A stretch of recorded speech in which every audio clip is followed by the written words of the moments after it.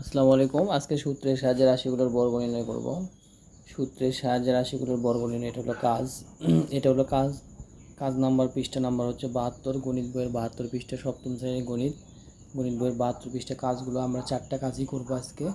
তো আপনারা সবাই আমার ভিডিওটা দেখতে থাকেন, তাহলে বুঝতে পারবেন কিভাবে কাজটা কমপ্লিট করতে হচ্ছে। তো এর জন্য আমাদের বোর্ডে চলে যেতে হবে। আসেন আমরা বোর্ডে চলে যাই।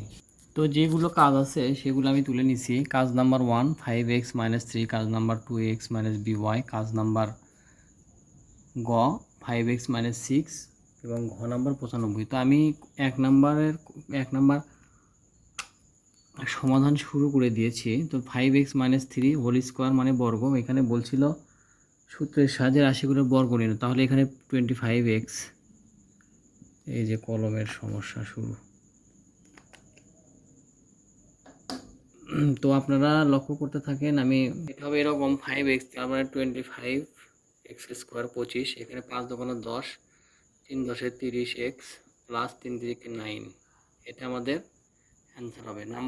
খ নাম্বার দেখেন, খ নাম্বার আছে ax মাইনাস by। তো এটা আমরা স্কোয়ার করে নিব। স্কোয়ার মাইনাস বি স্কোয়ার সূত্র হবে ax square minus 2ax by। এটা আমার b plus by whole square. তাহলে square minus B square, square minus 2b plus B square, তাহলে এর উপর এক্স স্কোয়ার উপর এক্স মাইনাস 2, এখানে এক্স বি ওয়াই আছে, তাহলে আমরা এ বি এক্স ওয়াই দিব plus B square Y square দিব। এটা আমাদের 2 নম্বর অ্যান্সার। এখন 3 নম্বর গ নাম্বার দেখেন।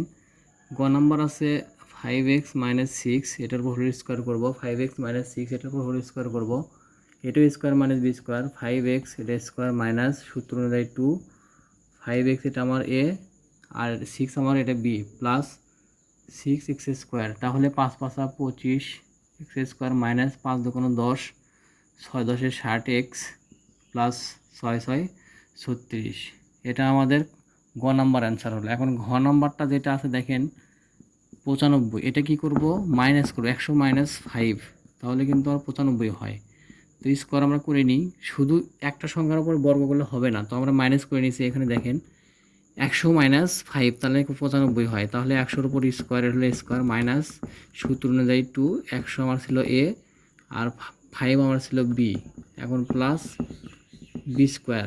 এখন দেখেন 100-র উপর স্কোয়ার, একের সাথে স্কোয়ার, একের সাথে যদি 2 গুণ করেন এক একই হয়। এখানে 2টা শূন্য, 4টে শূন্য হবে, কারণ বর্গ মাইনাস 200।